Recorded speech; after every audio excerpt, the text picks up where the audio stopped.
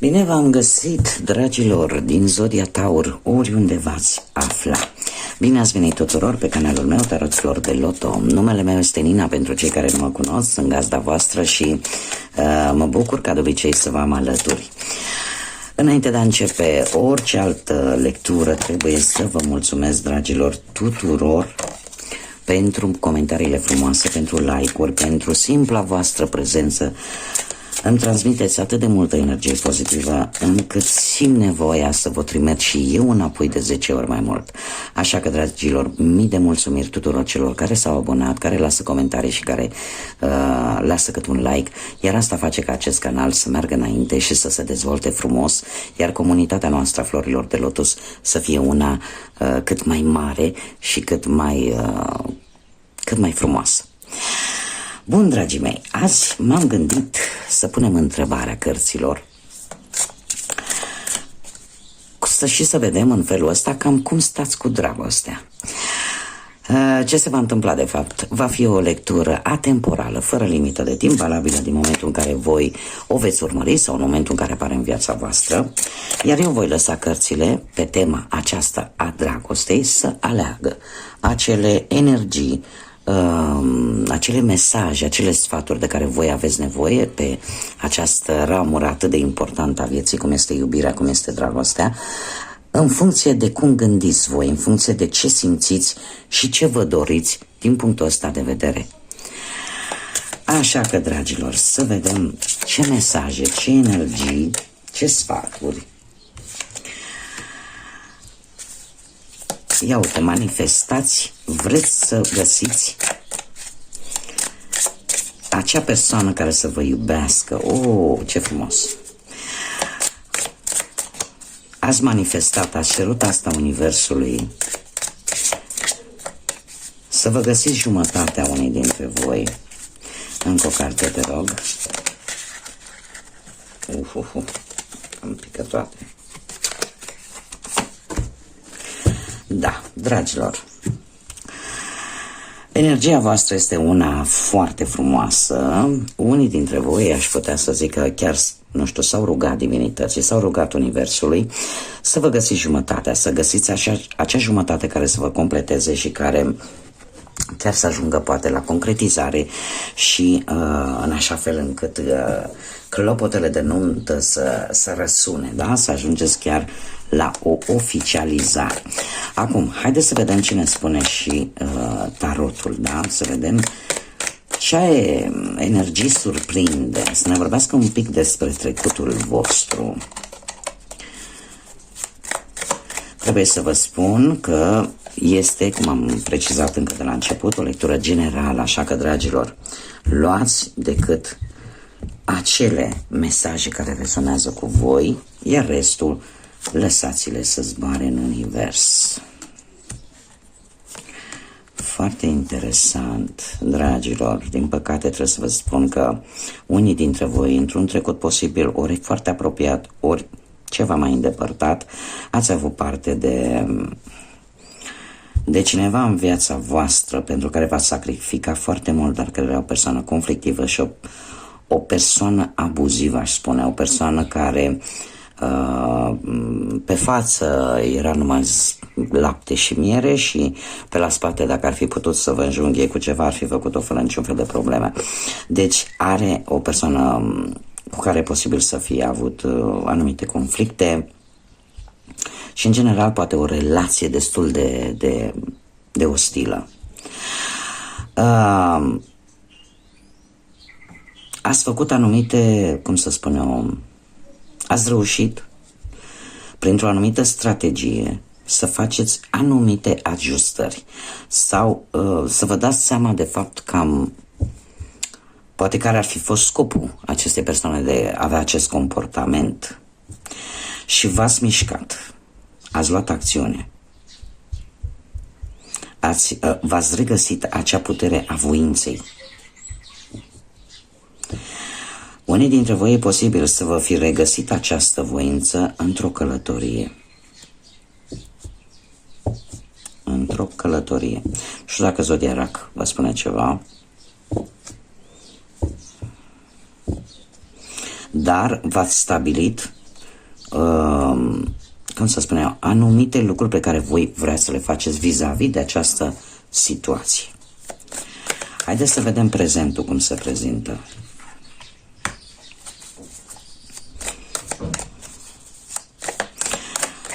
Dragilor, în prezent se pare că unii dintre voi sunteți destul de dezamăgiți. De ce? Pentru că parcă stagnați, parcă ceva nu se mai încheie, parcă ceva nu se mai termină.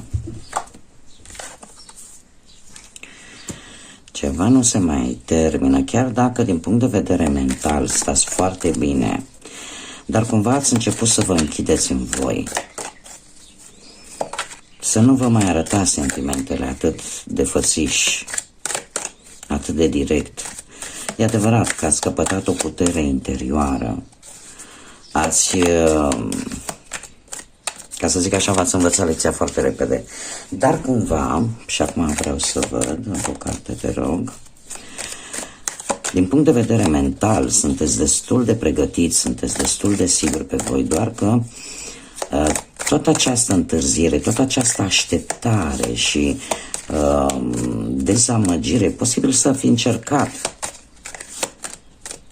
dar parcă ați dat cam de aceeași tipologie de persoane.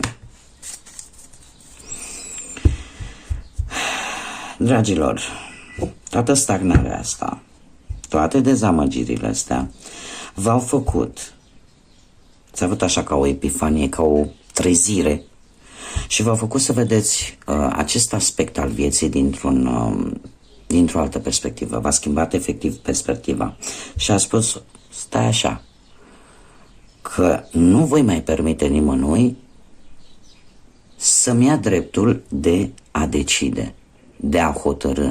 Nu trebuie să, nu știu, ar fi bine, eu așa consider, că unii dintre voi v-ați dat seama că nu trebuie să vă sacrificați decât voi ca o relație să funcționeze. Da? Lucrul ăsta trebuie să fie făcut ca orice alt lucru într-o relație, trebuie împărțit la doi. Da? Și sunteți într-adevăr în acest moment, sunteți hotărâți, aveți acea putere, cel puțin din punct de vedere mental, de a nu mai greși, de a nu mai face aceleași greșeli pe care le-ați făcut în trecut.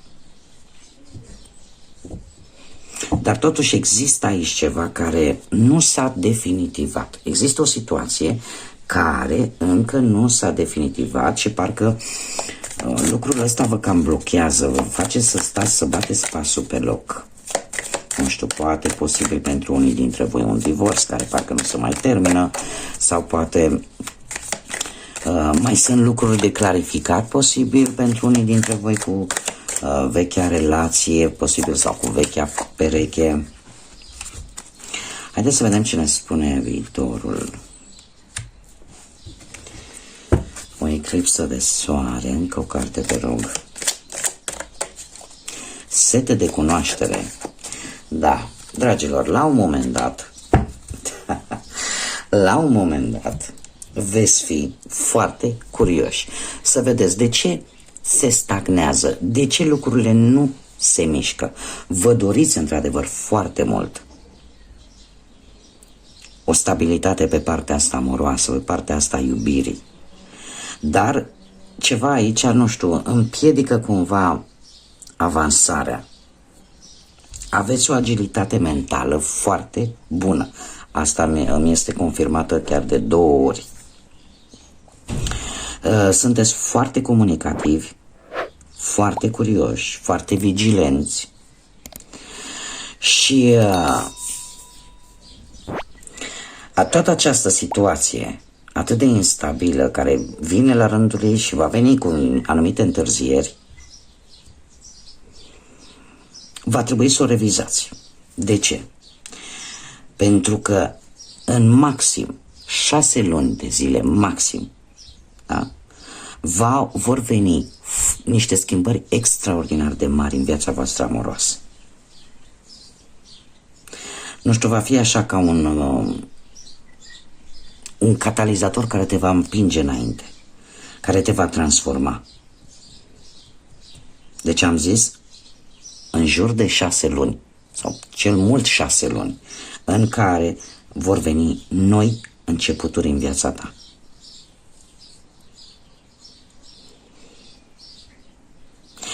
Nu pot să vă las așa, dragilor. Vreau să văd de ce, care-i treaba cu acest as de monede.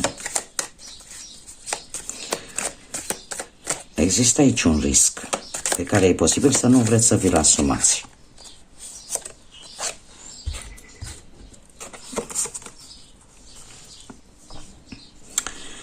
Un risc care nu vreți să vi-l asumați, dragilor. Voi vreți ca lucrurile să se întâmple foarte repede.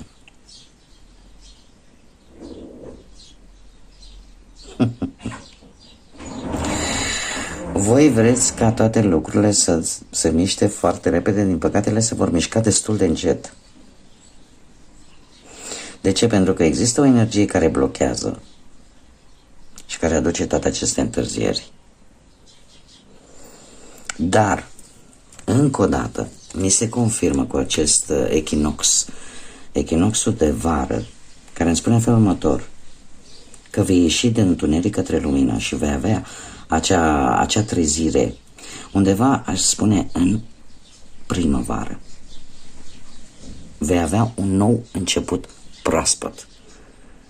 Atunci va fi momentul oportun. De ce? Pentru că aici încă sunt energii care împiedică ca ceea ce tu manifesti, da, să nu se dea cumva acum când vrei tu, acum când aștepți tu. Indiferent se pare cât ai încercat tu să, cum să spun eu, să vezi de ce lucrurile se mișcă atât de încet. Poate ai momente când te întrebi, bun, dar de ce nu vine? De ce nu? Probabil că există un timp divin. Și acum o să vedem și ce mesaj are acest oracol al iubirii pentru tine. Care ar fi sfatul? Care ar fi îndrumarea? Dar trebuie să vă spun că undeva în primăvară, cam ținând cont că suntem la mijlocul toamnei în acest moment, chiar dacă știu că am spus că este temporară, această lectură, totuși, cumva, pentru voi, în mod special, are o foarte mare legătură cu acest echinox de vară. Pentru alții care veți urmări această lectură,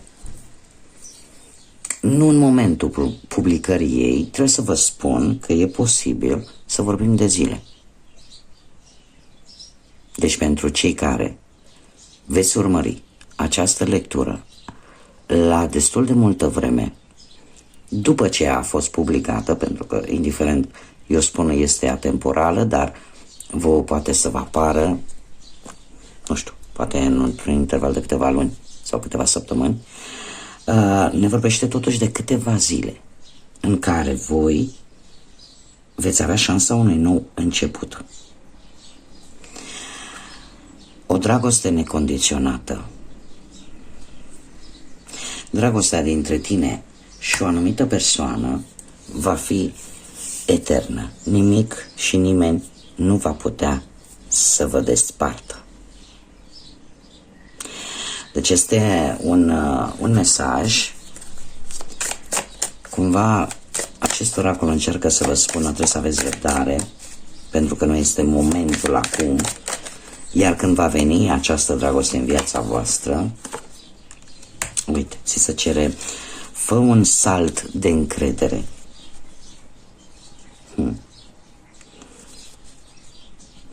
Se pare că unii dintre voi aveți oarece teamă, oarece frică vis-a-vis poate de o nouă relație, posibil și acest lucru, dar atunci când tu vei face acel pas, acel salt de încredere, acel pas în care să ieși un pic din zona ta de confort, abia atunci lucrurile bune vor veni către tine, se vor îndrepta către tine.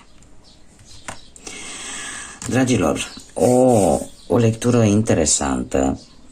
Aștept comentariile voastre pentru cei care s-au regăsit în această lectură. Cum am mai spus și la început, luați acele informații care rezonează cu voi, restul lăsați-le să zboare în univers, pentru că sigur sunt și pentru alte persoane. Eu vă doresc din tot sufletul să vă găsiți ceea ce căutați, să găsiți iubirea, să găsiți acele aspecte importante pe care le căutați la o persoană și care vă pot face fericiți. Așa că, dragilor, până la următoarea lectură, nu rămâne decât să vă urez din tot sufletul să fiți iubiți, dragilor.